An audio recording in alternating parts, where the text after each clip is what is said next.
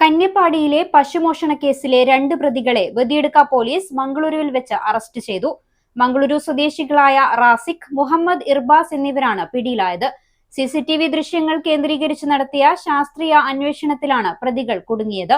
മോഷ്ടിച്ച പശുക്കളെ ഉള്ളാളിലെ അറവുശാലയിൽ വിറ്റതായി പ്രതികൾ പോലീസിനോട് സമ്മതിച്ചു. Start your journey with confidence. GTech Education. Fatima Arcade, opposite New Bus Stand, Kasaragod. Telephone 7736 100 443 04994 227432. കന്യപ്പാടിയിലെ പശുമോഷണ കേസിൽ ബദിയെടുക്ക ഇൻസ്പെക്ടർ KR അനൂപ് കൃഷ്ണന്റെ നിർദ്ദേശപ്രകാരം പ്രിൻസിപ്പൽ SI T രൂപേഷിന്റെ നേതൃത്വത്തിലുള്ള പോലീസ് സംഘമാണ് പ്രതികളെ വലയിലാക്കിയത്. മംഗളൂരു ജൊക്കട്ട സ്വദേശി 21-കാരനായ റാസിഖ്, ഉള്ളാൾ സ്വദേശി 26-കാരനായ മുഹമ്മദ് ഇർബാസ് എന്നിവരെ മംഗളൂരു ടൗണിലെ പളനീറിൽ വെച്ചാണ് പോലീസ് സംഘം പിടികൂടിയത്. കേസിൽ ഉൾപ്പെട്ട മറ്റു 3 പ്രതികളെക്കുറിച്ച് വ്യക്തമായ സൂചന ലഭിച്ചതായും ഇവർക്കായുള്ള അന്വേഷണം ഊർജിതമാക്കിയതായും പോലീസ് അറിയിച്ചു. കഴിഞ്ഞ ജൂൺ 16-ന് പുലർച്ചെ 1:30-ഓടെയായിരുന്നു മോഷണം നടന്നത്.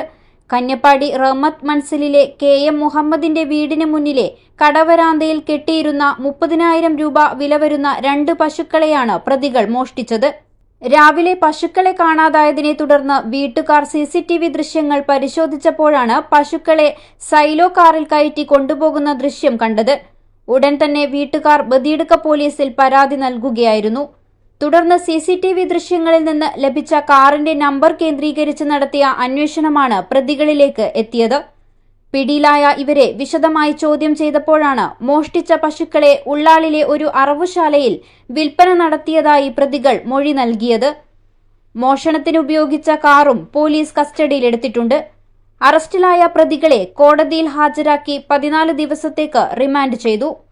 ASI Prasad, senior civil police officer Gokul, CPOമാരായ ശ്രീനേഷ്, ഹരിപ്രസാദ് എന്നിവരടങ്ങിയ സംഘമാണ് പ്രതികളെ പിടികൂടിയത്. News 14 live, Kasaragod.